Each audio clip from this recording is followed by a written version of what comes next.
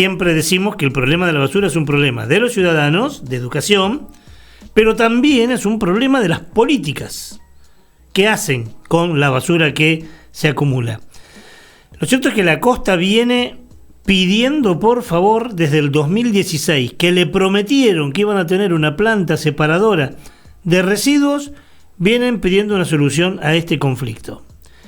En el 2020 fue un hecho muy grave el que ocurrió, y ahora en el mayo del 2024 resurgió y fue noticia nacional por la cantidad de basura que se veía en ese lugar donde fuimos, el Callejón Pintos, que te mostramos algunas imágenes hoy. Por esos días se decía que la provincia tenía un plan para ese basurero. Y por esos días hablamos con vecinos, con concejales, con recuperadores. Fuimos al Callejón Pintos. El plan no era un plan. Lo que hicieron fue con las topadoras hacer pozo y poner ahí. Ahí pusieron ramas, basura, pilas y hasta desechos de tratamientos médicos. Bueno, ¿qué pasó ahora? ¿Por qué tomamos el tema? Porque un humedal volvió a convertirse en basural en esa zona. Estamos hablando de Arroyo Leyes. Es a la altura del kilómetro, entre el kilómetro 11 y 12 de la ruta provincial número 1. Es el mismo lugar en que hace 20 años se prometió levantar una defensa contra inundaciones que nunca se hizo. Y hoy es un humedal, con lo importante que es el humedal, son los riñones de los cursos de aguas, pero que está absolutamente contaminado. Y otra vez los vecinos de la costa, como cuando fue allí en el Callejón Pintos, vuelven a expresar su preocupación. Preocupado seguramente está Daniel Acosta, que es miembro del grupo La Costa no es un basural, que nos da algo de su tiempo para hablar de esto. Hola Daniel, ¿cómo te va? Buenas tardes, gracias por atendernos. Hola Ricardo, ¿qué tal? ¿Cómo andas? Hola. Gustazo. Contanos, otra vez basura en la Laguna Setúbal, en la zona de Arroyo Leyes, pero en este caso algunas imágenes que vimos, ese basural está alimentado, como siempre, por ciudadanos, pero también por el municipio, por la comuna. Sí, en realidad ese problema es una problemática de toda la costa, no sé. Exclusividad de Arroyo Leyes también sucede en la intendencia de Rincón. El tema de la práctica de tirar los residuos sólidos urbanos a la costa a las otras costas es tirarlos a la costa de Santa Fe también, porque es la otra zona de la Laguna Setúbal. Claro. El tema es que es una práctica vieja ya, ¿viste? Y ¿qué pasa? No solamente lo tiran, sino que queman los residuos y aparte lo entierran. Y en época de crecido de los ríos, eso va derivando por todas las aguas de la laguna, el río Coronda y todo lo demás. Lamentablemente, para nosotros como vecinos, no es que nos preocupamos ahora, una preocupación vieja. Sí, sí. En su momento nosotros logramos trabajar con la comuna de Arroyo Leyes. Se impuso una recolección diferenciada de los residuos sólidos urbanos, ¿viste? Pero bueno, pasa por el 23 con la crecida del niño, el espacio que no había seguido la comuna, que había seguido la comuna, para que la gente que clasificaba fue totalmente tapado por las aguas. Y a partir de ese momento se perdió lo que es la recolección diferenciada de los días miércoles. ¿Ya no se hace recolección diferenciada ya? Ahora ya no. Ahora hay una costumbre del vecino de separar los plásticos, cartones, latas y vidrio, pero bueno, hoy se mezcla con la recolección de los lunes y viernes, con todo el resto de la basura. Y bien, todo eso va al mismo lugar. Hay una problemática, ¿no?, que a nosotros nos preocupa también, porque bueno, no te olvides, Ricardo, que acá hay un proyecto de Gilsu, Sí, claro. Eso quería preguntarte, ¿no? Hola, Daniel. No, justamente te quería preguntar eso porque me había llegado una información de que había un proyecto de hacer una estación de transferencia, creo, ¿no? En el lugar.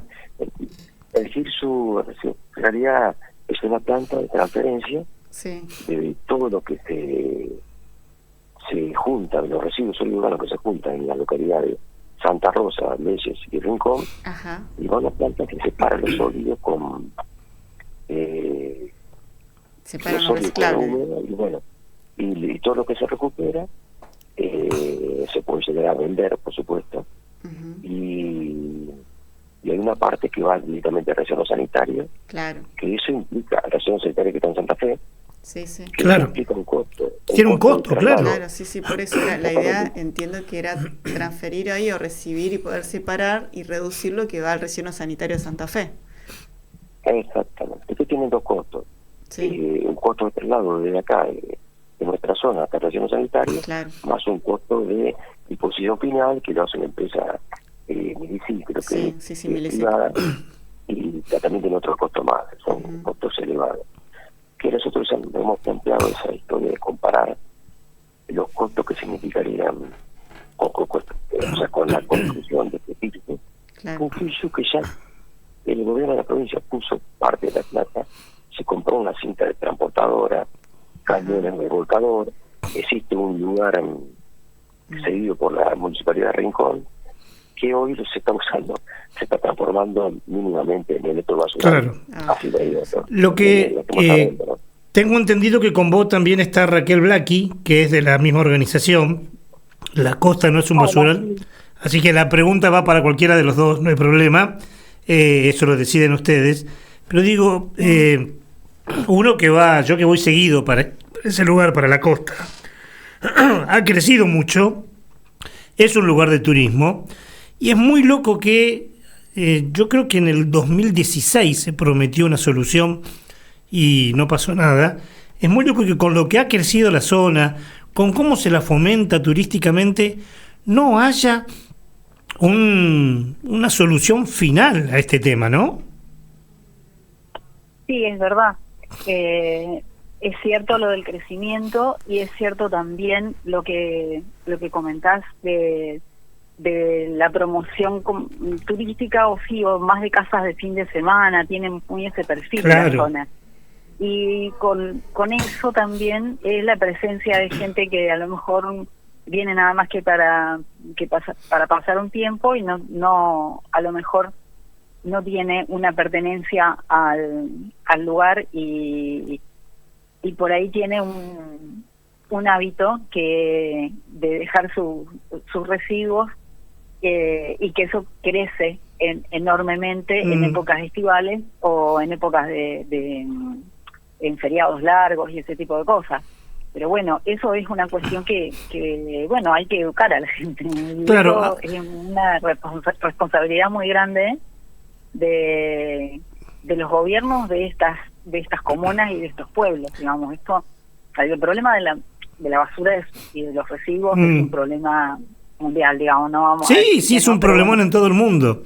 Todo el mundo, pero bueno, nosotros acá hubo una movida interesante que yo creo que muy desaprovechada por las gestiones políticas, tanto las gestiones que actualmente están gobernando como las que por ahí se postularon y digamos, muy desaprovechado en ese sentido, porque nosotros hicimos un estudio de acopiadores, hicimos un estudio de costos de precios que se consiguen para la venta se hizo un trabajo muy interesante en el 2020 a raíz de la inquietud de vecinos y vecinas y fue la verdad lastimosamente desaprovechado porque es en una escala donde es posible un cambio, seguro, donde es posible porque la gente tiene terrenos más o menos grandes, entonces se puede insistir con el compostaje domiciliario, si vos sabés que todo lo que vos consumís que es residuo húmedo y que vos podés compostarlo en tu casa, reduce yo creo que en un 80% la cantidad del volumen de residuos que terminan yendo a la recolección que hacen la comuna, digamos, el servicio de recolección de basura. Entonces, son cosas que son verdaderamente trabajables acá, y es una lástima que hayan desertado de esa posibilidad. A lo mejor lo hicieron solamente por un oportunismo electoral, nada más, sacarse una foto al lado del basural, pero no haciendo ninguna acción que es la que me parece que hubiera sido posible.